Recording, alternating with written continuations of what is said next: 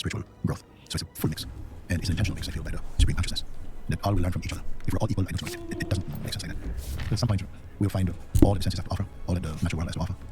It's a vast kingdom. We can go on and on. But at some point, human beings are compelled by some force to have a deeper search.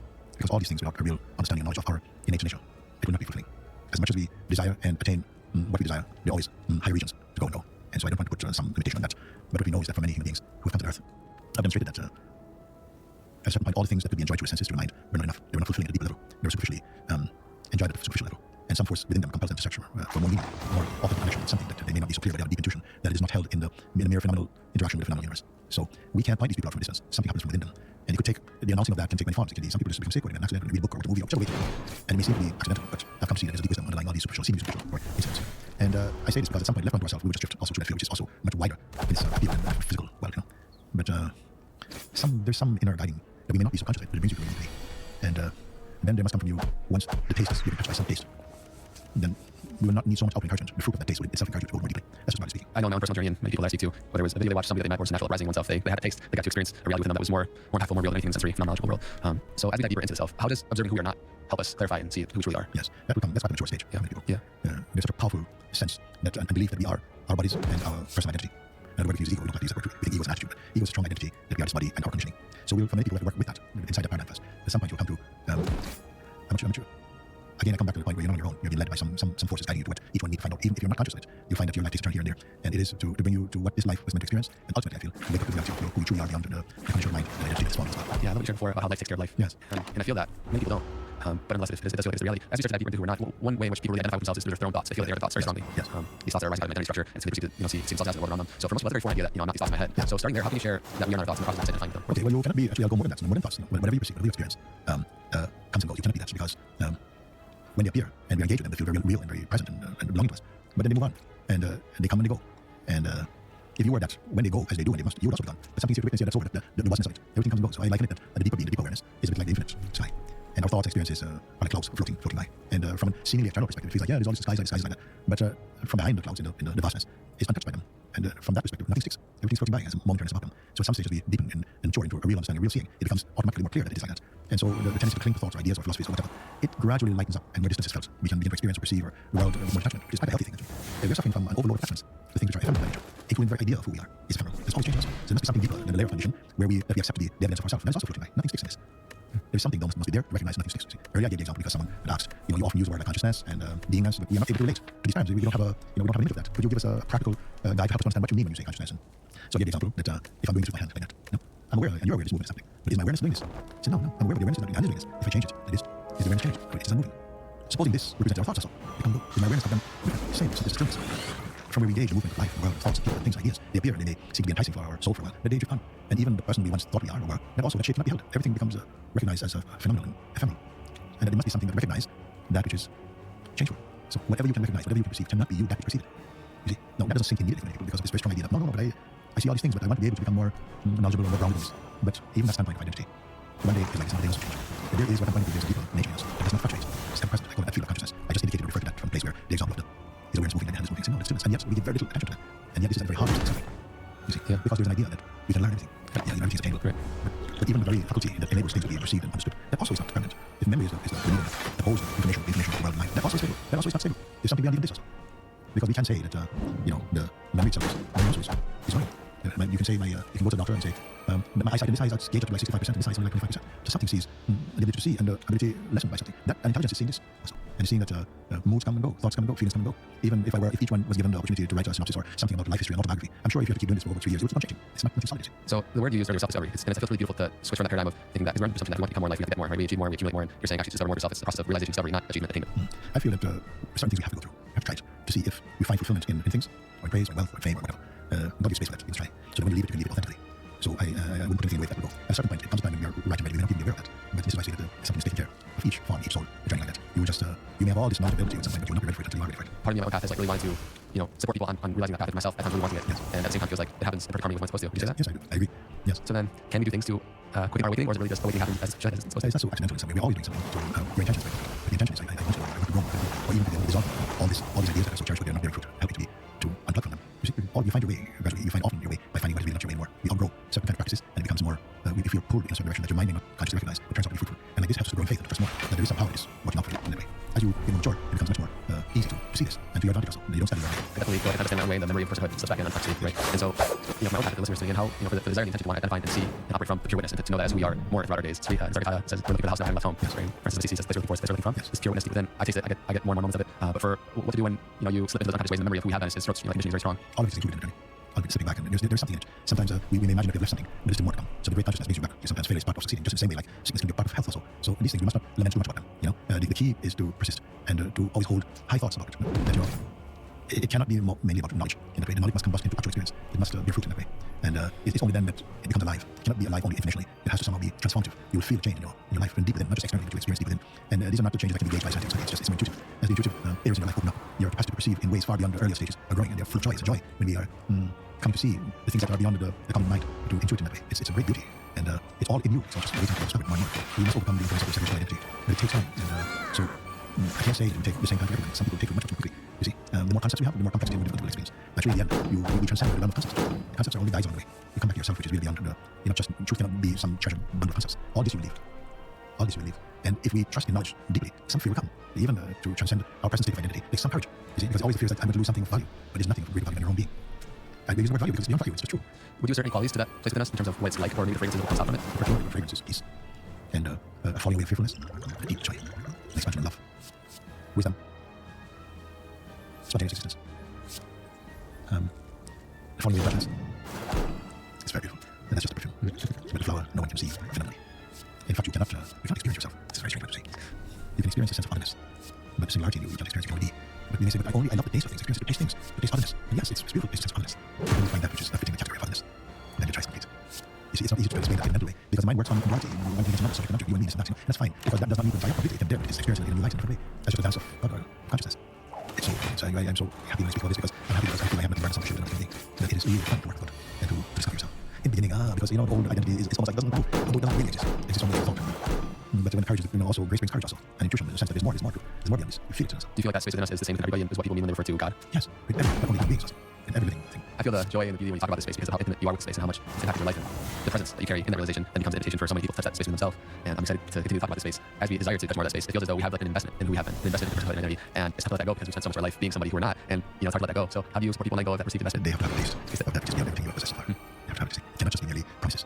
They have to have a taste of it. You see, sometimes I say, at a certain point you want more knowledge, but how do you fire? Fire you is deeper than knowledge. Represent fire. It's a beautiful fire. It takes beyond everything. Because really, you may start with a sense of touching, you know, sort of like a taste of the infinite, but it will not be enough for you. At some point you have to consume it. And then courage to let go. You said very beautifully, you described it very beautifully, because at some point, this sense that I love this, but not at the expense of all that I have gained, you know, that's value. It just comes to mind when sharing, I say, supposing a very evolved being appear to you and say, my dear Andre, I know you're longing in your heart, and I've come to answer that longing in you. Whatever is your highest, your deepest, whatever you want, in all creation, all the universe, whatever you want, I have the power to give it to you right now. And but it's one thing, all these you can have, whatever you can have, in exchange for your consciousness. Anything you want. How great a deal is that? It's a bad deal. Yes, it's no deal. Because how can you enjoy or taste or know or feel or exist being self-aware of your consciousness? It is at the root of all things. You see, it is nothing to compare, even to enjoy mundane things like any consciousness. Like, you're saying we want to taste honey, you don't want to be honey. But here, you get to taste honey and you are honey. I love it. I want to keep tasting this. I want to keep tasting the honey. Yes. As well for the listeners, is there something you can share to help us go a little bit deeper? Yes, I like that. I like that we come to a point beyond just question and answers. I can introduce just a simple guidance for those who want to experience it, but without trickery. Yeah.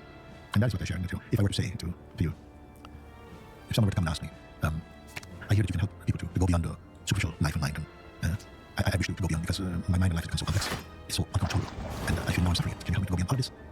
And I would say yes, let's try and see. If you are earnest, why not? This very day. And so I'd say, I can share with you a simple guidance that can help you. And it will start like this. If I were to ask you, if you want to go beyond all this in a safe way, I would say, for the duration of my sharing with you guidance with you, would you be willing to leave everything past, just for the duration of our talk? Yes. Is it just a duration? After you can take it back. We'll do the rest of my life. Okay, let's see. I only ask this, just for the time to be sharing, to say that everything to do with past, like what brought you to this point, all these things, we can just, if you agree, can we just not mention that, don't hold it, don't cling to it, just leave it to there, leave it aside. And also, I'm going to just check in with you to ask if you're on board with this or not, so you can also because it's unfair. So everything to do with past, what brought you to your present journey, all this from your life, you can just leave that just for a short time, just leave that. So that's there. And anything to do with the future, starting from now onwards, that we will not engage in, the kind of world we want to see, we see something in the world we want to see, just leave that for now. So, of the past we leave, and about the future we leave. So only present moment. In the present moment, we also don't hold on to any thoughts about who we are in this moment. And even what you want and how you, nothing. Is it possible to do that? Yeah. Really? Okay, good. Really good. So the past we leave for a moment, no mention now, just for this 5 minutes or 10 minutes or so. And about future, also we leave it. And about the present moment, what that may mean. So we're not going to engage with anything to do with mind assessments for a moment, okay? So empty. And it's not difficult. Your intention is not hard to it. So I won't engage engage with that. I won't bring up this. So if you leave about the past, decide about the future, decide. And now we're sitting here under this beautiful tree. I'm not even bringing any of these things. So we're empty. You're still aware, isn't it? Okay. So leaving all these things aside. So empty, empty. If I could say through some invisible hole in your body, took everything out, everything of the past, the memory, feelings, sensations, everything, all attachments, all projections, all ideation, just spend it out for a moment. There will remain something that cannot be taken, cannot be manipulated. It's just there, it's here. Cannot be created or constructed. It's just what is. I call it the isness of what is. Here. No association with past or future or even present. Nothing phenomenal to the senses or the mind. But there's awareness here.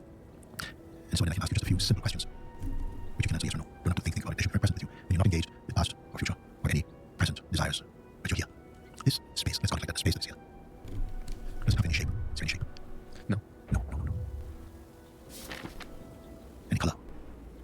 No. No. Whatever it is that is here, that remains. Is there any force? No. No. Whatever it is that is here, can it be ever sick or depressed? No. How vast is it? Can there be a boundary beyond which it does not exist? Can there be any limit? Not that I can see. Very good. Very good. Is it a thought? No. No. Does it have a beginning, a point of beginningness, or a place of ending? Is it anything like this? No. No. In itself, can it fade? Like as the play of time goes, it disappears or becomes weak. Would that be true? Can it fade? No. No. It isn't. Is it a state of hypnosis? No. Very good. Are there any judgments in it? No. No. Can it be owned by some people and not by others? No. Was it born? I don't think so. Yeah, yeah. I come back to the point. Is it an image? No. No. Is it a form? No. Okay, so the question comes, was it born? No. Can it die? No. No. Is it a mood? No. No. Can the mind exist outside of it? No. No. Can it be lost? No. Can it be possessed? No. No. Then, how far apart from you is it? It's not far. It's right here. It's right here. That's good. So I just summarize. I ask you if it's an object, you say it's not an object. I ask, is it about the size? I mean, is there some boundary beyond which it does not exist? You say no, there's no such thing. I ask you, can it become sick? You say no. I ask you, is it a state of hypnosis? You answer no. I ask you, is it a judgment in it? You say there's no judgment. Can it be owned? You say no, can it be owned? Can it be lost? Can it be lost? I ask, was it born? No. Can it die? No. Can the mind exist outside of it? You say no. Then I ask you, how far is it from you? You say no. You say, is it here? You didn't seem to need some time to think about these things. There's something very immediate in your responses. So I will only conclude that what you are aware of when you are speaking is yourself. Is the truth of yourself. Can it be lost? No. Can it fade? No. Can it be sick? Is itself, can it be sick? No. Can it die? No. It does not fit into the range of mental descriptions. And yet, you don't have to research. There's something so clear in all this. Are you imagining this? No. No. So, my conclusion is, you're sharing your fundamental nature. Can it be forgotten? No. No. So, that's it. Now, as I promised, you can retain all the things you left aside, the ideas that before you can leave, but future desires aside. You can enjoy. Can they replace or remove this? No. Thank you. It's very beautiful. Yes. So this is a simple exercise in a very short, I don't even want to call it meditation, because we call it guided meditation, but the seeing is your own, confirmed from your own self. If you don't have any thought in it, don't push anything. How are you? Yes, if I were to say nice to meet you, what would it mean? There's something inherently liberating about touching a place that feels imperishable, because it can die. Yes. It feels like Yes. you choose in your seeing. Yeah. I mean, it seems like, well, it is for you. Maybe someone else can verify for you. It's your own seeing. It's something here that underlies the universe, the realm of thought, feeling, ideas, and projections. All this is here independent of them. But they cannot exist independent of it. It's a spiritual root, the very ground of being. And in that arises a self-image, an identity that narcissism is. It is perceived. Everything is perceived in this. To appear, disappear, to come, to go, to rise, to subside. But does this suffer from the effects arising in it? So would you say that the more that we touch the space, the more frequently that will just be a personal reality and something we have to go back to? The more we taste it, the more it's... That is called true sana, which means that, you authentically, sometimes people come to this, oh, that is, then a few moments later, a day, fear comes. From the mind, it will come. It's like, oh, you're taking away my treasures, or whatever it may want me to take. I said, that's okay, it's right, that will also come and go. Can this come and go? Now you're consciousness, you see, and to sit with this. If you have come to that place of recognition, I only encourage you to sit with this, learn to abide with this, because this is what mindfulness is. It's going to come to distract the attention, say, yeah, you're late, there's things to do, you're going to hang around, you have to face that, and see that that is just a parrot, it's not real. But you don't have to give up life and go live in a mountain, no, life flows on, but it's flowing within this, it's flowing within this space of being, and you are here, you are the flow, and you are the witness of the flow also. The flowing is changeful, it's the dance of life, it's fine. Where is yesterday? apart from perhaps some subjective ideas of the content of what it is, who can lean back and take a piece of yesterday and look back at the other. Everything's like this, except this. What is yesterday for this? What is tomorrow for this? But not everyone is ready to look at this, because fear comes, and fear is the gateway to both freedom and bondage. Something to go, like an existential thing that I'm going to get cancelled or something. No, however many layers you may peel off, you will always be just some fruit, more complete, some blood, more truth. But the mindset, now you're losing all that you have earned. At least show me what you've earned. So there is a thing where we are getting better, growing more and more, getting better and better, or some another way is that somehow we're unbecoming more, some wrong ideas we have about ourselves. And in the discovery, you alone will taste and see if it is correct. Is there some truth in this? And who will benefit? Is there some truth in this awakening? Does it mean, oh, give up this, give up your career? No, I don't see.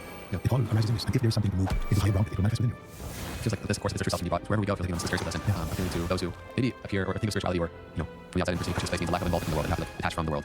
But you're somebody that's incredibly involved with the world. And so I'd love you to speak to how the sense of freedom that changes how you relate to everything around you, the relationships. But it doesn't mean that you're outside of the world all of a sudden, whether you're fully here and present with it in a different way, you're relating completely differently. I'm not a prisoner of the world. I'm a prisoner of my mind. It comes, thoughts come, feelings come, but they've seen it, they come and go. They can carry off what is fundamentally here. And actually, life is so much more harmonious and peaceful. And some people experience it challenging because there's a fear underlying the sense of personhood, like fear of extinction, because that's what that state offers. That's not what the true nature offers. You see, this is why I ask, was it born? Can it die? Something can die. The body will pass. But this will never pass. It doesn't never pass. There's no date in it. And even also the exercises that people are getting used to, it's not like this, give me a have an understanding. No, just leave it aside. Learn to look independent, close your eyes, learn to look and see that without you, none of this has any meaning at all. And you, when I say without you being my consciousness, your consciousness appearing inside form, but not losing belief in our identity, in some way creates a veil over that seems to cover or hide the deeper reality of who we are. People need not be afraid. Still, fear will come. Fear is part of life. And it will accompany you until you transcend it. I don't say to fight fear and fight. No, if you fight fear, you just become a fighter of fear, and the mind grows with resistance also. It's an illusion that we have to feel like, yes, I'm going to lose everything. What is the thing that you've gained? I have nothing against the world. Everything in the world is fine. But our attitude to it, and who we take ourselves to be with it, is where the pollution begins. Do you have moments where you, at this point, forget that you are that consciousness and identify with thoughts and fall back in personhood? Do you experience that? I can identify with thoughts and experience personhood without forgetting myself. It's a funny thing to say, no? When I say forgetting myself. Because, I think you passed one thing up there where we say, I am. Before the idea came to me that I need to remember myself, or that I could forget myself, was believed. I am. That I am is this. So within that, I'm not, I made a mistake. No, this can't happen. But something pure inside you kind of auto-corrects things in a different way, not in a religious way, not in a kind of judgmental way. Just it's like it somehow realigns itself with inside harmony. So it's why it's so difficult to write about, because each way has a unique way. So as I go back to Los Angeles or all in our lives, I taste this place within myself more and more. And at times my mind falls back into judgment. It falls back, and my desire, my intention, I want to see people truly as they are, as trees, as beings of their own, as health and desire. Sometimes the conditioning of my mind pulls me back into even going on a silent retreat, it's somebody to keep coughing every 5 minutes, or something happens in the mind, I wish it was a different way. I can change circumstances to my own liking. There's this feeling of self-righteousness, So is it then just practicing coming back to that place over and over again, or is there a way to cut through? We don't need to practice becoming better, better, more tolerant of people, and so on, because there's no end to that. If you come to the fundamental principle, you see, of seeing that everything that appears is appearing through your mind in true form and are perceived in you, you're a witness to them. And first, that's a very important stage. One of the most primary stages in self-discovery is to function as a detached witness to things, learn that. And that's not judging things, it's just recognizing that the witness is not a thing witnessed, and experience this, check in with that is. And that also, a very important point, is that the mind and its world, and the one who suffers it, or is attached to it, are both like two sides of one kind of phenomenon, which means that the person you identify yourself to be is also something phenomenally watchable from the deeper place of this detached witnessing. If that becomes clear for you, a lot of things start to autocorrect. A lot of, you don't enrich all your energy in things which are superficial and very subjectively perceived. You become more anchored in the root consciousness. These are simple things, profound. You see, and when I use the word autocorrect, because what happens is that it's like things are brought to your attention more and more. And then you can offer them up to say, I wish you would offer this. I see this is not in support of the truth I am. You can offer. It can be gentle, it need not be brutal. It can be and pleasurable also. It's not, I'm giving up all my sweeties and whatever. This is not true. This is a false kind of religious view. It's not like this. It's the universal consciousness is in you. It loves you. It loves being you. But it also has a journey to make. And it transforms that journey the more the heart opens up and become aware of it. It works to take you back to your original nature. Because you're growing towards that. First, all human beings are in search of something. They don't know what it is. I say you're in search of this. But until you're clear about it, it appears to be a good job and great relationship and money and fame. So we have to work through some of these things. But at some point, you see, nothing's wrong. These things are already there. They're not the problem. It's what you take them to be in you that becomes the problem. You see? So all these things, God made them. But now you must be wise in our relationship. Because all of them are only of significance to you. All these things that come and go. There's something in this universe that's in you that does not come and go. The real challenge in life is to find that. Stop fighting the world, find that one. You can see that it's you. Yeah, there's something within me, I feel, within us all that seeks for that like a pleasant experience, a pleasurable experience of life, and look forward through it and try to find it through the senses and the external world and relationships. I love how you shared the person and the person who judges, for example, are two sides of the same coin. Yes. And I would love you to share a little bit more of how, when there's not such a strong sense of self, then consciousness doesn't self, you mean personal self or personal self? Lowercase self. Then consciousness doesn't waste its energy as much recording things on a personal basis. That's true. We hemorrhage a lot of energy on very ephemeral experience. Keeping score. Yes, because that's important. That's how the nature of personhood works like that. That's compares to better. That is, but it can seem, it became normalized, it can seem right, but it's not loving, it's not kind, it's not generous, it's not wise, it's fearful. That's why it's always on the move. Because no state is deeply satisfying for him, you see. It's the next thing. But as soon as you come to the stand of the ground of your being, you see, all those obsessions, those absurdities, that cruelty, that self-cruelty, begin to dissolve by itself. You don't have to wonder and retreat. They just dissolve because they're not real. This is what happens here, because sometimes people come and oh, man, I just astrology, and I slept last night, and it's torturous and so on. And now we become more mature as students. I tell them, go sit now, okay? You do the exercise now, just go sit. And other people have known for years, struggling, oh, yeah, try to do this exercise, I'm doing breathing exercise, I'm doing pranayama. Sit and do that. Do 10 minutes now. Just let that be. And stay in the place of the impersonal witness. Stay in the sense of being. And every time you're going to find it very difficult at first, because it's like the reflexes go back into the mind. And each time, don't fight, don't judge, just bring back into the neutrality of just impersonal consciousness. Keep doing. In a short space of time. You're like, oh, I'm showing so much sharing about you. Thank you. Yeah. Thank you. Because I'm not afraid anymore. Even one lady from India just sent a message. She said, I got stage 4 cancer, everything in my body is going to but I'm not worried at all. I'm just alive. You can hear it like this. She's found that timeless awareness within herself. Why I am so happy about it? Because it's not a gamble. You give me this, I give you that. I said, no, leave that there. Look from here. Look at detachment. Detachment is one of your superpowers. You don't use it. So that habitual tendency for attachment, when we touch around this fundamentally changes, right? It's a sharing of joy, not an extraction of joy. And for romantic relationships, I want to ask you, because there's this, operating from this place that's impersonal, that is like free within ourselves. It's so foreign to how most people are used to relating with other human beings, especially romantic connections. Yes. And Buddhists have the term tanha, which is like a clenching motion. So it's like attachment, but tanha is more like clenching and grabbing and wanting to hold because it builds a sense of self. And so when we're touching the true self and we're operating from the real self that doesn't need the other person, but gets to share the joy, I would love for you to share how the difference in relating from this place. And yeah. It's beautiful. We think that somehow clinging, it's how it's meant to be, but it's very costly. It's full of pain. There's no trust also, and especially if you begin to explore these paths together. Oh, it's too good. It's too good. It's too good. You see, we have a lot of nonsense ideas about love and how it should be, so lots of built on insecurities and the need for someone else to make you feel secure. And of course, if someone breaks trust, some hurt is there, but not devastation is there. The need for opportunity. You can love more freely when it's not a need, when you're not desperate. Like I say, you should only be desperate for freedom. They say when you're curious, you learn. When you're desperate, you discover. But in a relationship, you become into that. You bring that, and not just you say in a relationship, romantic relationship. You know, when just coming up, I've never said this before. Every relationship is a romantic relationship. Every relationship is about relationship. Actually, you understand? That's how love comes. When I say intimate, I don't mean that sexually. I'm just saying that the intimacy that we experience, and I would like it somehow. We hear a little bit in charge of people are. It's just so more natural way. And of course, always learning. Sometimes selfishness comes. Sometimes different things come. But some things there to say, you know that doesn't serve you. You see, but it becomes a joy. It's not like, if I do this, I get a joy. But it becomes more joy. And it's a joy in giving it. I know it sounds. I'm listening. Somebody sounds a little bit. I don't know what it sounds. But you know, it's not how it sounds. It is. Yeah. You see how it is. It's you discover expressions within yourself that we belong in denial of them, unaware of them, of your capacity to give and the joy of letting go of things. You know, if you could collect everything in the world, everything in the world. And if you could let go of this one, let go of everything in the world, you'd be much happier. If you hold everything in the world, you'd be a miserable person. Then next one, you let go of everything about everything, including himself, and you'll not, and you'll be God. Yeah, that rings so true to myself. It's like just removing the barriers between truth between people, and with that, there's an intimate, real connection. You can really be with the presence of another being, and it doesn't mean romantic sexually, but of course you can force. You may have this openness, and maybe that's not mutual. There's wisdom there. You see, there's wisdom there. And that's very important. You must always give space to the person. If you love from distance, best from distance, and not even need to know it comes from you. So we're here. I want to ask, like, as you roll on your journey, how do you see others navigate how they relate to their own sexuality in particular? Because we have this human biological, technology that is wired to procreate, and how do you relate to how you use your own sexual energy or navigate that on the process of waking up to who you truly are? My life doesn't belong to me like that. You understand? Like I'm governing what I do. I find that something releases from tensions of giving attention to so many things. It manifests very spontaneously, and there's no greater joy than spontaneous existence. Planned existence is highly overrated. You're finding there's so much in you. There's so much of you. You're so powerful, so beautiful. But we cramp our energy by trying to standardize and to somehow strategize. We just cramp your style. You see? Yes, all the time. Yeah, let it flow. Let it flow. So like the sexual energy in particular, if you have urges, or you're saying to allow the spontaneity of how it wants to express itself. No. Hold on a little bit there. Whatever you need. The mind wants to take that and say, whoa, you say like, rain. Whoa. No, there's a wisdom that comes with it because also human being has to learn to, understand those appetites. They're not always.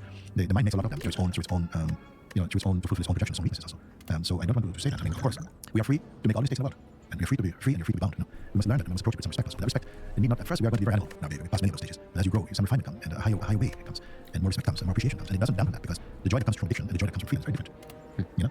So I thought a little bit. That's a good question. Because I mean, you feel like, so basically, set it free. It's not free. It's not free. I've heard someone explore all these things, and like someone who was married and but this person wanted to have a more kind of, I don't call it like free interaction with people, and was encouraging, let's say, his wife with this. She looked comfortable with that. She tried, and they even came here to this place. They came here also, and he was speaking, representing like we, but she found courage to say, no, it's not we, he is what it is. And so we talked when he came actually. So that in my view, that had a good ongoing outcome because some space was given to understanding that you cannot impose your own will. There's so much sexuality, sex is also a beautiful thing. Everything else in life can be. Everything can be, and everything we learn from, bitter or sweet, we can learn from them. But we must have respect and not exploit.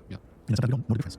So everything's in a movement of ascending. It has to be that. Otherwise, we don't reach that level of fulfillment which life offers. It's not so. But we have to go through all these things. And I'm not a strong knowledge. No, they say no, you can learn, but also move on from some things, bro. I don't even find myself saying to people, I don't think I can do that because they find out for themselves. No, it's not really my thoughts. And I'm so sorry. And they say, no, learn from mistakes rather than lose energy feeling sorry. That does not help you. Learn from them and move. This is good. Yeah, the joy that comes from bondage versus freedom, right? I think the trouble is that people are in stages of bondage that they're living freedom.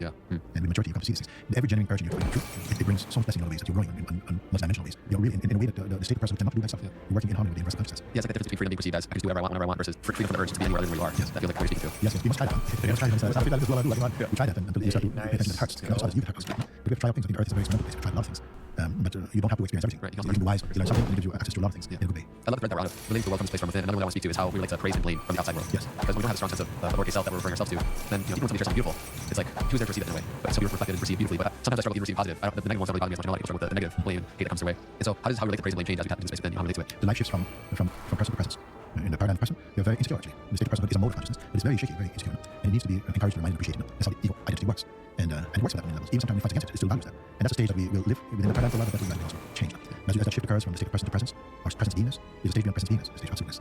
You see? But for me, the real citizen of the earth is presence, not present. As you move more into a state of presence, then these things are not so important. People praise. Oh, this kind of neutrality, there's a feel of neutrality in you. It's very sensible, and you can feel happiness about this. You can feel when something comes and sincere and integrity and appreciates that, but it doesn't fall for flattery. And also, no one can flatter God, So, in the same way, those who are searching for truth, they're not easily alive for flattery. For a while, we'll enjoy it. Of course, it's good to appreciate it. But also, flattery is very, sometimes very manipulative in ways. So, there's something that comes very even-minded. It might seem to someone who's very excitable, you'll avoid jumping around.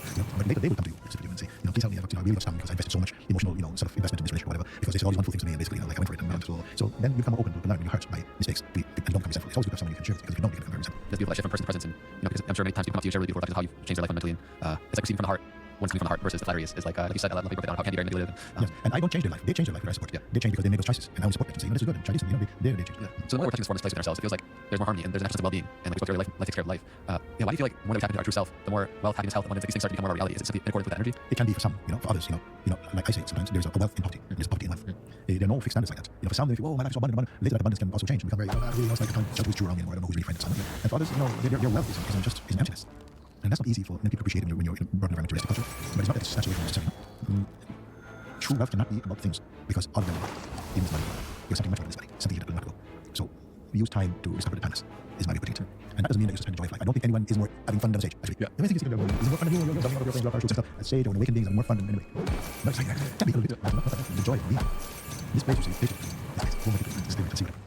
I'm not telling you to change your life. Nothing in your life can be whatever. You can be an awakened being with the kingdoms. King Janaka had the kingdoms, but he was not obsessed with any of that because he valued the thing that was the highest thing. You see, so yes, these things, abundance have different meanings to people. Abundance, love, people who trust, people who you love, people who marry you, or just good health. One friend is here, he said, his father was very rich man. I said, welcome to him, and he said, my father sacrificed his health. He used his health to get his wealth. But when he became wealthy, his wealth went by his health. Exactly. Now, so for him, at some point, your health, whether it's physical health or your inner health, well-being, anything on any planet can compare with your inner state of being. But each one must have for himself. What you value, that is okay. But really also. But the things we want that are not your inmost being, everything is only a stamp of time and everything. And also the body that you need to enjoy them. Also, this you need to keep. There's something that cannot leave you because you have to be aware of it. You're aware of it. And of course, life is okay. Life things because you're not value. When you're aware of yourself, you're not value. You think that's value. It doesn't have its value. All this is okay. But if it's too important for you, and the higher thing is not important, I really do. I will see like some people, some losses are great gains. Because it gives us access to something more real, more true. I love how you say just have the most fun, because... I have to say, yes. They have to be on earth, they have to. So do you feel it's possible and or inevitable to taste the bliss of self continuously throughout our life? I taste, I don't eat. To be the bliss of self continuously uninterrupted. It's a bliss, but I don't mean necessarily bliss out. Some people think that. Yeah, it's a bliss. It's a bliss that doesn't necessarily show itself. You know what it is. You are bliss. You are joy. It's there. It's here. It's just uncovered. You can't do anything for it. You cannot make it. You cannot improve upon what's perfect. You can only discover it. You see? And just a little drop of that nectar. Not even of itself. But our attitude is try so many things in pursuit of gain. Do you feel as though life in the universe is conspiring for the self-remembrance? It feels like earlier there's an intelligence in life that is ultimately bringing us back home to ourselves. There's intelligence that works for good, so there's intelligence that works for evil. Everything tries to believe you choose. But it can seem like speaking about God, really what's going on. But actually, if you really look fine, we are actually living and experiencing our choices. We forget. They may not be choices. I made this choice. On subtle ways, we permit, we allow, so there are forms of our choices. And I'm not saying it's a little way, but it means we're responsible and growing wisdom. A human being should be growing wisdom more and more. As we get more old, we can become more empty. Even a young person, also some, as they're growing empty. Empty is a good thing. If you're full of empty, full of things, you can't have that empty. Full of empty. I speak stupidly. No, I like that. It makes sense because we spoke about that earlier. It's completely empty and yet fully there. Yes, so, yes. yeah. So as we continue to touch in this place, it feels as though like our gifts, or how like life's intelligence expresses itself through us uniquely, individually. Some people have creative urges that come out. Big express creativity. Some people it expresses maybe differently depending upon their. So when you see what comes online for people in different ways, it comes online. It's just that in this place, it feels like life opens up and reveals a lot of gifts and challenges. You have to learn how to take care of your gifts, or you can turn up your curses. I say this because actually, to create is to be alive, isn't it? To create beautiful things. And this is the dance of consciousness doing it. But sometimes ego takes it, and then it spoils the beauty of it. There's so many wonderful things in the world, uncountable wonderful things. We're like co-creators, creating, the joy of creating. I've spent much of my early life as an artist and doing the different things, all different things and paintings and so on. And when I discovered this, I realized that all of my urges in life to create and discover was all I was searching for this. Not searching for this, because they all came in the joy of this. No? But also many of the things that I love, continue to sell, because they came from consciousness. It's not like consciousness tries. Many beautiful things. Sometimes the things you make are beautiful, but your heart comes ugly. You understand? Like this. The urge to create is a divine urge to create and to express, but it must be, but the ego must be transcended. And then what you make becomes a divine expression. It definitely feels it's easy to fall into the trap of our gifts being done by us and identify with it, and you're saying kind of ruin the beauty of it. Yes, for a time, I have space for people. I have space because we can't help each other. I have my time making lots of mistakes. Also, sometimes sometimes you learn from mistakes. I don't encourage them, but you can't help making mistakes. And so don't give yourself such a hard time making mistakes. But we'll learn from them. That way I would say. And your evolution will speed up a lot. Someone who's wise in their mistakes, and everybody, I don't think there's a human being that don't make mistakes. You make them. But once you become conscious of the cost of them, then you make the choices. I don't want to suffocate the urge in life. Sometimes you go down and you go up. It's all the dance of it's all. Because you spoke to the moment that we really start to get in touch with this more than self within you, and I feel like actually got in touch with me. Yeah. And I feel so many of us, this awakening comes by virtue of meeting individuals that really embody this. And for you, it was the person that you first met. So you share a little bit about that because I feel like that's really beautiful and way unfolded. Okay, yes, I often share that because it's very important. Very important. I would not be here without it. So in those days, I was working, making art. So I was getting ready to make an exhibition in my town in London. And I came home and I found out there in the house. She said, "Oh, earlier today, this guy came by, and African Caribbean man came by. And he said, "Oh, can I ask you who made that stained glass in the window? Because you could see it was a modern piece of notice." And she said, "Oh, my mother made it." And, "Oh, I can meet you. I also make stained glass." I said, "Okay." That was the message she gave. I said, "Okay, we'll see." I didn't think much of it. But the evening came. He did come back. He introduced himself, Michael, and I saw the glass. I really, wanted to meet you like this. But very quickly, please come in, some tea. And very quickly, he mentioned like, I live in a church. I live around the corner. I said, "No, church around the corner." I said, "No, we live in a house on the ground floor, a small part in there, but we use it like a church there." So, okay, it's nice. And he told me, I'm Christian and so on. I'm quite comfortable with that. I grew up in this. But I liked him. I liked his freshness. He wasn't trying to work on me because I also was used to meeting about jokes because he don't give me a hard time. So we were on that game. And we had some tea. I can't say why. I enjoyed his presence. His company felt fresh and delightful. And so he said, I said, when you try something, so come by and he would come, and over a few weeks he would come, and we always ended up talking about Jesus and his disciples, and that was a succession of his life. But he was also an artist, and I put in an exhibition, and I asked him, would you want to participate in it? Called 5 Caribbean Artists, and he said, okay. He was not interested, but he wanted to support me, so. And he showed me first of all showed me these huge charcoal drawings he made, and even kind of feeling, I was very impressed with them. Can I use these? So he stood by me with this exhibition, and then we kept on seeing each other, and then one evening he came, and we were like 4 of us in the sitting room of his house. We finished talking, and he was about to leave. Sunday evening, about 7 o'clock he was leaving, so okay, fine. And I said to him, Michael, next time you pray, will you pray for me? Just came out, and he says, yeah, but why not now? So, yeah. So he came over, and I was sitting down, stood up, and put his hand on my head. He said, pray. I don't remember what he prayed, but when he was finished praying, I came out and I said, Lord, help me to find you. I need you in my life. Please go to church, and we had just like this him. And then after he said, we first thank you, Michael, and went to the door with a hug, and said, thank you, I love you, and thank you. And said, yeah, bless you, we left. And my friend David left. Myself and his friend Vicky, she was there. And I felt so good. I felt very light, but just good, very good. I felt so good, And so I felt especially good light. And I said, I want to go for a walk. I went for a walk. So I was so much for a walk, and it's a good feeling. I came back, and the evening was closing down. It was autumn in London. And I said, I want to go sleep because I want it to last as long as I can. I don't sleep. I'm going to lose it. Sleep. So I stayed up. You couldn't wake up. Sometimes sleep like that. In the morning early, so I woke up, and all I was aware of was this little split in the curtains and beam sun was coming into the window. And I found myself looking on this part closer. Like I'd never seen sun like this before. And I realized I was staying inside like it was this amazing peace that was there. And it's never gone away. Yeah, everything changed. Everything's back there. Very profound change. Back in India and everything like this. And it's just diversified. Was the shift, sharing your insight, sharing, was there a moment in particular where you pivoted, where you really decided, or was it a natural shift? Actually, I was in 1987 in London. And I lived in that space. I didn't go to India until 1993. So 6 years living in this space. Like just being in London, but living in this inner oasis sort of feeling. I was used to go to the church he was going to, but I didn't get on it for good. There was another preacher lived 1 year, but I was not comfortable with him because I found they were preaching against people. I didn't like that. I was more international that way. So gradually from being in the article room, I started to go by the door, then in the hallway, and my friend and I left to go. And because I found that God was in here, and with me in here, like this, in such a powerful way, that I felt like I had to go through some indoctrination. I was not ready for that. So yeah, I'm around here. Here we are. Did you feel your intuition guiding you in some way? Did you feel? Yes, you can call it intuition, I can call it presence, I can just not in any, I didn't hear much deeply in English saying, I want you to do this. It was more to a sensitivity that but I was quite like that, just moving more intuitively. To this day, it's like that, just move like that. What you're sharing in your story, your path is so beautiful, and it feels like for us all, it's inevitable coming back to this realization in a way. It feels like it's. I love to think like that. I mean, we have to at some point. Yeah. You have to. No, you will at some point. I feel like my God's grace is to facilitate that. And you feel as though some of the people in that space, maybe they are facilitators of that, but versus some other way. If you find that you're a facilitator of that somehow, some way, just in your life, no way as a preacher or teacher, just your. And I love these meetings where people don't hold themselves to be anything, and they just radiate that beauty. It's the same. Yeah. When I say beauty, I don't know my way of beauty very wide. It's just a simplicity, a naturalness. I love people in natural ways. I don't like contrivance and fresh. Natural. That's natural. It feels like as you have bloomed as a being, like the flower of Muji is bloom, the fragrance of you carries everywhere you go, and it's quite beautiful to be in the ambiance of. And it feels as though very much so my time here at least as well. The ambiance invites that. Yes. Inquiry. The same ambient will come from you, same ambient in everybody. It's not uniquely anyone. It's a universal atmosphere, it's a universal presence. Being set free, in being set free, I mean somehow that which we're not is just quietly, in some ways, always quietly, but it's dissolving somehow. It's melting back into our original light, nature. I see it for everyone. It's just a question of time. Whatever the passage of time is, it's like that. Yeah. And that whatever your contact, the work you're doing also is that. And that's it gives an opportunity to come more closer in for those who are called by that inner voice. They may not recognize it. It's the one true calling. And every human being, we might go like this, gradually, so somehow you find your way. Do you have a feeling or experience of where you go, this consciousness goes once the body's done, once the body dies? I'm not so concerned about that. I've had privilege and opportunity to be with a number of people who left their body in my presence also. Even very recently, even just yesterday's, the ashes of one of our sisters who passed away just maybe a week ago. The ashes are brought here. We have at the Shiva Temple, which I hope you have a chance to go to. We have what we call Tree of Life. Many of our Sangha, we have ashes at the Tree of Life, yeah. And it was fine. Last night we're sitting here. And so her husband was here, and they wanted to do something small. So I intended to go out there with them. But I think they didn't want to disturb what that is. But they went ahead. And then they came down and they took one, and who took the picture? You took the picture. Simone took the picture. Of them sitting there. It's just beautiful. It's amazing. They like this. You should show her this picture. But this is happening all the time. You should, look at this. This is a strange picture. At this time of the year, like some nice from different angles. Nice. I've seen so many friends, people close to me, with money, some very close. The last breath, So it's beautiful. So you're not concerned what happens, you just see the transition. I'm concerned what happens now, here in life, but after, there's no after. I said something once, I said you only live once, but it's forever. You like it, don't you? It's, and that's guidance that shows this body, you keep learning to recognize things which are not inside to your higher self, and then you work with 3 times ago. But this, there's no limit to it. The earth is a difficult place, okay? Yeah. If you come here, you have to be strong here. And to work through these things. But the idea, you're just like, here, for me, you're like this. Do you feel that there are other places we can go, or like is there you don't have to like that. You are missing your being somehow. There's not just, we have this physical universe already, it's incredible, the vastness. There are billions of universes, of worlds, that's just physical. In the spiritual, even more. In astral realms, in causal realms, and I don't care about it. I don't care about it. It's all influence. It's all influence. If you start only with mind and with paradigm of person, our growth comes very slow. But then you enter into this space. And as much as my life and our life is to facilitate that, it's like you're released from a kind of bondage that was posing as a freedom, a very small freedom, like living in a golden cage. You don't need that when you're out of this. Something. So this is joy. It's just fun. When we work together, it is too much fun. It's too much fun. It's too much fun. We're here. Everybody, nobody wants to leave. We're just working together. Came home tonight, blazing. It's just full. Too much. I wonder because it's coming for you. So strong here or something. It's too because it's full power blast of this. This earth is too small for you. Sorry, I should say that's not fair. It's beautiful. But this, we speak about this, attempts. There's no limit to this. People are looking for a way out of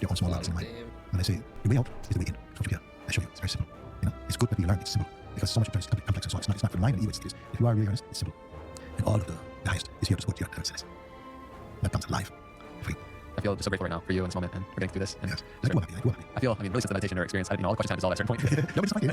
That was great. I know for it. But I feel the pointings that we scored in this conversation and what you share so simple. It's already here. It's not something we have to conceptualize. It's not something we have to try to grasp. It's actually the opposite. Yes, we will try to grasp it first. That's part of it. You must try your own method for that. Try to grasp these type of things. But what I want to encourage is for people to understand that it's of course working for you. It doesn't matter if you're the only person on the line. It's of course if you open up, very important to be aware of it. At least to be willing to become aware of it. That's important. Because most people are aware of it. But to be willing to say, I want to be on board with this journey of self-discovery. I want somebody please give me help me. Okay? It's simple like this, start. And if you come here, all these people that came here, very few of them say, I want you to come see. They come by some means, I get to know, and each one within their own capacity. I say your capacity is enormous, your potential is enormous. Your capacity depends on how much openness there is to look. But the journey is incredible. The journey is incredible. Would you say that as long as the openness to look is strong enough as big enough there, then there's nothing that stop you from seeing it? Yes, even I can say to people, even you can say in a simple prayer, please God help me. I'm not sure if I'm open enough. Help me to be open. Please help me. I don't know what it is to be. I don't know if I have faith. But if I need faith, will you help me? Even you come like this. Yeah? Because people come and say, well, simple prayer, you trust me? Okay, come. And already something is moving. The wheels are turning already. You're able to turn. That feels like a note to wrap up on, because it just rings so true. Is there anything else you want to share with the audience that's tuning in before we wrap up here today? Well, if I have something to come to share, I would say, don't put yourself down. You're never hopeless. Don't be hopeless. That you know what creates this thing. What creates this thing? What is this thing here? What creates this body? What puts this intelligence in it? What puts this prana, this life force, this breath? He said like in the Bible, when God created man, he formed the body of the earth and stuff like that, and then he shaped the body, and then he breathed the prana breath, and then man became a living being. He created man to be mankind, or lifetime. This breath is the support of consciousness in this body. And keep something, keep it going. Not your money, not your fame, not who you are. God keep this breath going, keep this flame in you. And one day, in the last breath, goes back with him. So with you, all your life is there. Your life is huge. Huge. Everything you do, even stupid things, is part of the story. You have just to learn to grow, and it goes with you. If you don't like the word God, you become conscious. It's the same thing, you know? And your life is valuable. Your breath, your presence here, something's playing with it. And it comes a time when it calls you in its own unique way. And it puts everything on path for you in it. And if wherever you always find those who are also called here to serve you, help you, brothers and sisters on the path. For me, I don't mind who Muslim, Christian, Jew, Parsis, whatever. I don't mind those categories exist for me, on consciousness. And so please decide the blessing for all the beings. Because we need it. I receive it. Of course, I give it the best. I know the power of it. But of course, everything's in the acceptance of that. I never think that your true way is going to be, no one can wake up and regret it. You understand? Because always unfolding, you see that everything you search for is because this is behind it. You're searching for this. You know, you went through many avenues, there's always this. Oh my god, that was so close. Oh my god. I really appreciate the wholeness of, the embracing and the appreciating of the full spectrum, like the getting lost in the play, of this world and forgetting like all of it, accepting that's all part of the process. Yes. I mean, like, nobody chooses to get lost. Experience. But all part of it is part of the stages that each of us go through in their own way. Some don't stuff like that. Some go straight there like this. But they have done something earlier, Now they're kind of, we call it like, floating on the warm air current of God's grace. Floating. Otherwise, it's all good. Yeah. Thank you so much. Thanks to you. And that's you for the work you're doing. That's you for the work you're doing. Nobody like this. And that's that, that's through that beings come to wake up. I don't think you can be more generous to than that. That through your presence and from your heart, you inspire beings to find yourself. Yes. There's a great joy in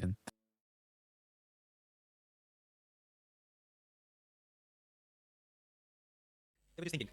And so while we sit in this room, perhaps we're just assuming this is another day in our lives. This is just, there's a talk, I'm going to go to this talk. But we don't realize, and perhaps in our lifetime, you may never realize that history is being made. And why is history being made? It's because what is being presented today, what is being shared today, is something that has never existed before. Not in this form, not in this particular way.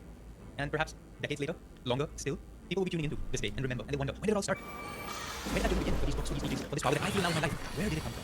Perhaps some of us a little older will say, I was there. Me, listen children, I have a story.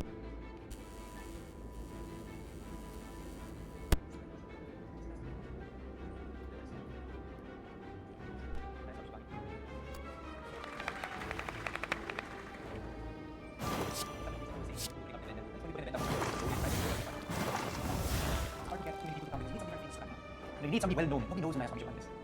So, well, let's correct that.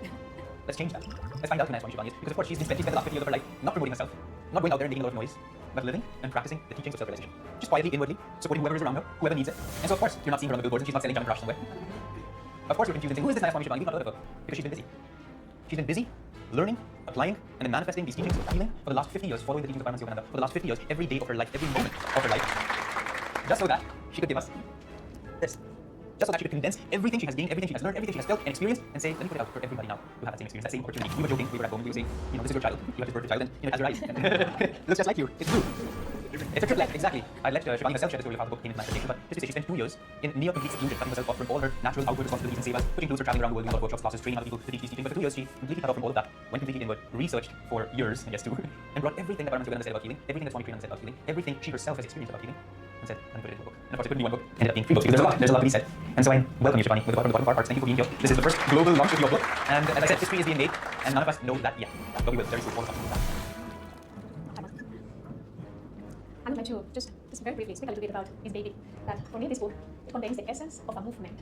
a movement of healing that is about to be reintroduced into the world. It has revolutionary concepts, not just about self-healing at the physical level, but it will help us to identify the internal emotional responses that caused the physical disease in the first place. Yogananda's healing techniques and teachings, and his books and these teachings, are not new. These are not healing techniques that Yogananda invented or created. These are teachings and techniques that the rishis, the yogis, the masters of all religions from all times have been used. And through Yogananda, through this book, now are going to be reintroduced and having been accessible to the general public. Swami Shivani spent 2 years having very rigorous study and researching from the original writings of Yogananda and going through a very hard to find sources to verify that these teachings and these techniques are actually available. She has experienced herself these techniques, and in this book you will also find personal experiences and case studies where people have been healed themselves through the application of these techniques. So basically what I'm trying to say is that if you are searching for how to harmonize yourself with yourself, this book, this treasure, this trilogy of healing is something for us. As one of my sisters in Italy said, this is an encyclopedia of healing. Everything that you can think of, any tip, any advice, any technique related to healing is in one place. So I hope after hearing Swami Shivani, you will be able to start applying the teachings of self-realization and what the great ones have done. Let's go. Shivani, if we can have you on stage. You wanted us to facilitate you with these beautiful flowers?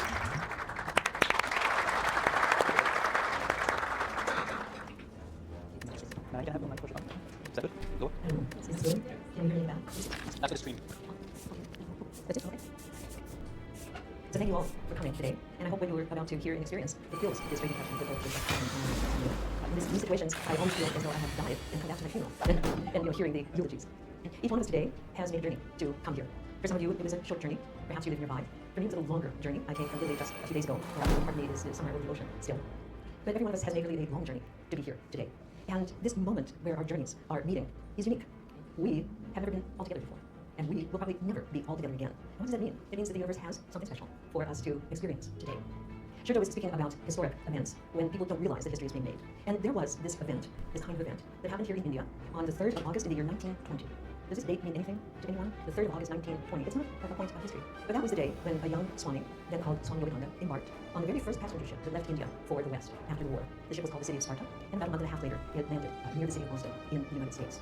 Now, that journey was historic, because as he traveled physically, there was a vibrational bridge that was being made between the ancient wisdom of Sanatana Dharma, the tradition, the great tradition of the country, and the Western world. Yogananda didn't decide by himself, just to make a trip and see the sights of America. He was entrusted with a mission by the great master in Swami Peshwar in Calcutta. Calcutta was an amazing place back then, at the beginning of the century. I'm sure you know about that. And when Yogananda lived, there was an amazing renaissance. Even though there was the British Raj, there was just an upswelling of science in the autobiography of the yogi. Yogananda recognizes the great Indian science studies, Chandra Bose. There was a great upsurge of creativity and of artistry, also mentioned in the autobiography. Is Rabindranath Tagore and his illustrious family. And there was a spiritual renaissance. We're talking about the time of Ramakrishna Paramahansa, his great disciple Vivekananda. Ananda was born in Bengal, now east of Bengal at that time. And reading the autobiography, had somebody given you a chance to read that book? Or start reading it? Anybody? Okay, good. More important for the rest of you than these books is that book. Because it's a part of your journey. Even though you might not know it, it has been part of the journey of so many people, not just followers of Yogananda, but he just loved people, motivated them, opened for their horizons. So these all was a time and place, especially so Yogananda, obeying his guru and his Param Guru, Babaji, just left his home, his training, his years with his master, and went to the West. Yogananda was not at that time proficient in English, and he moved to the West. Put yourself in that position just for a moment. Would you get on a boat and travel for a couple months to a country where you know no one, and try to disseminate a message that they had heard before? So he had great courage, but he was also this is what needed to happen at that time. What did he find in America?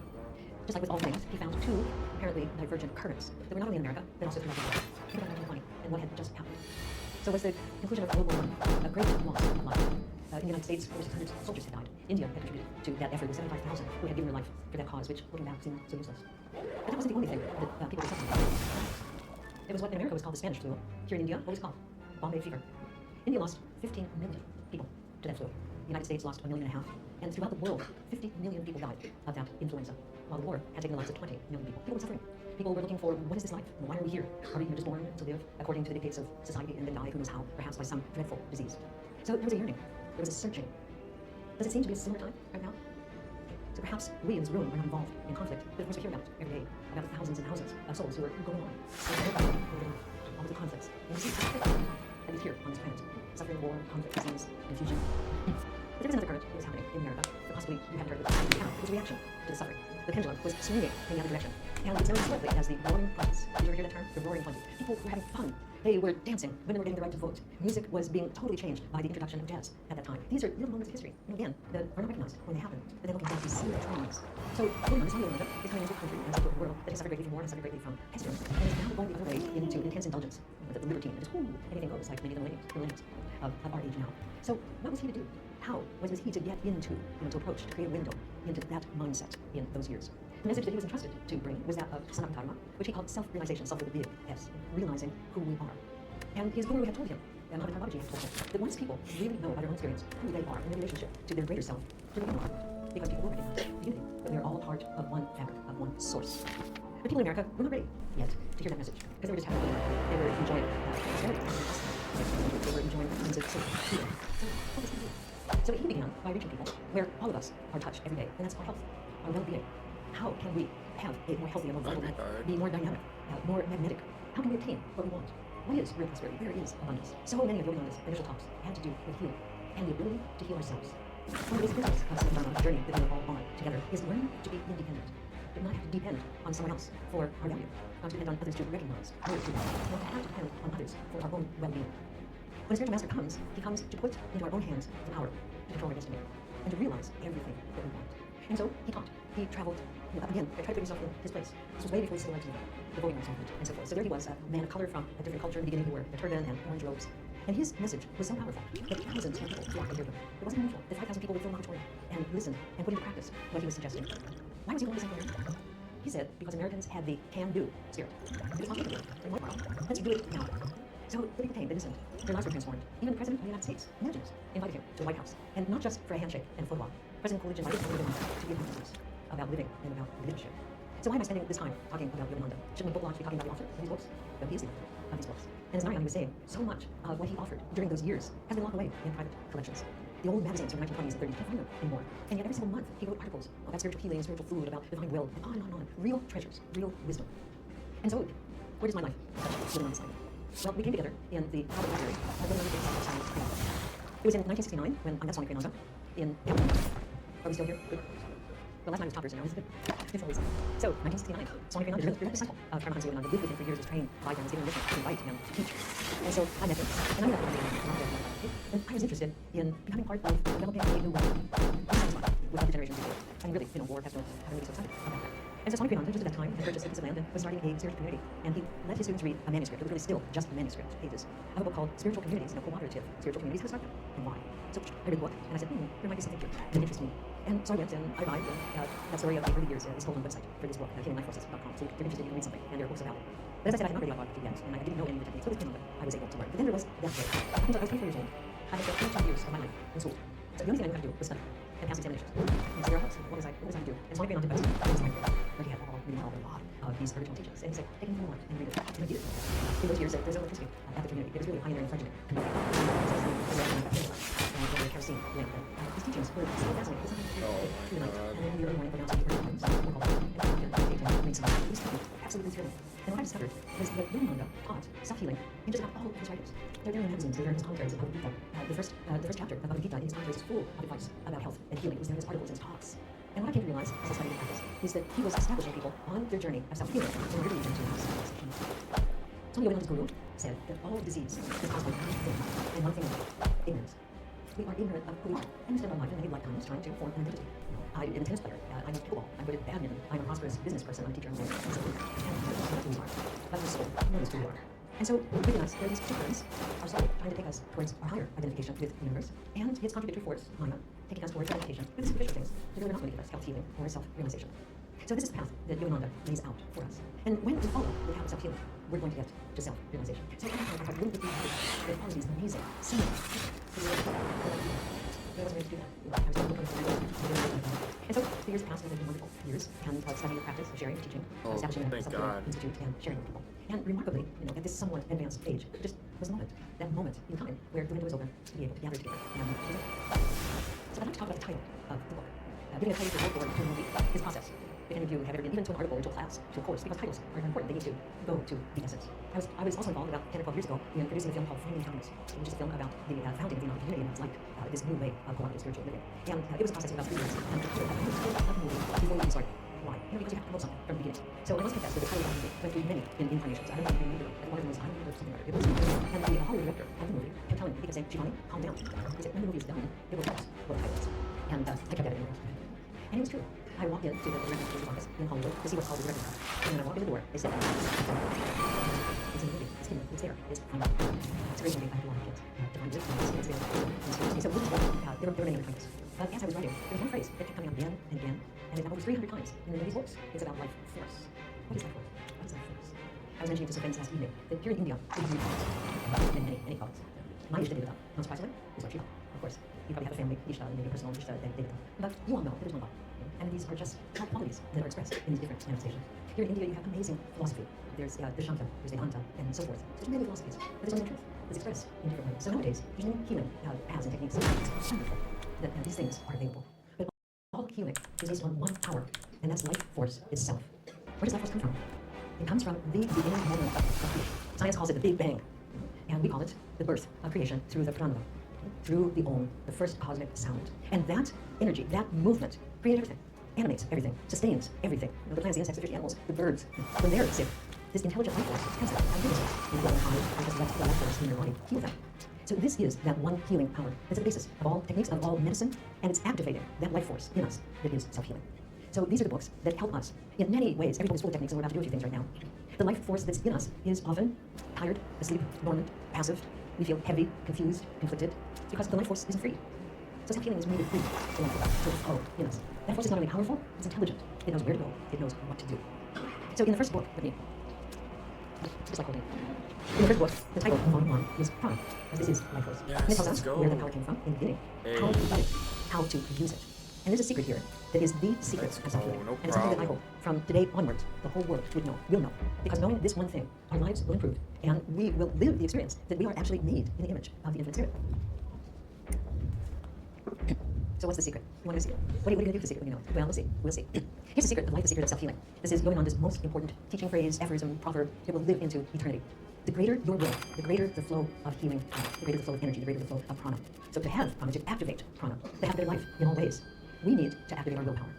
We get sick when we don't do, when we're not active, when we're not using our willpower. Willpower's a muscle. You can't see it. But just like a physical muscle, if I remember one of the several times when I fractured an ankle or whatever, and then the leg was put immobile in a cast, and after